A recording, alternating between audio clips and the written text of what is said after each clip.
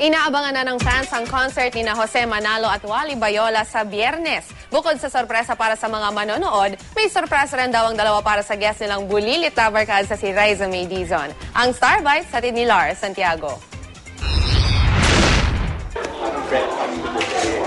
Mas malaking pressure daw para kina Jose at Wally ang pangalawang pagko-concert nila sa Big Dome sa Biyernes. Hindi po ito ulit nung ginawa po naming unang concert. Ito po ay kakaiba.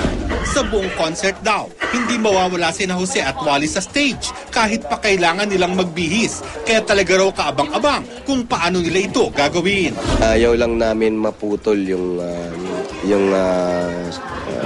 saya ng tao na nandun kami sa ibabaw. Kasi po, lahat po nung magiging guest namin, siguradong kasama po kami.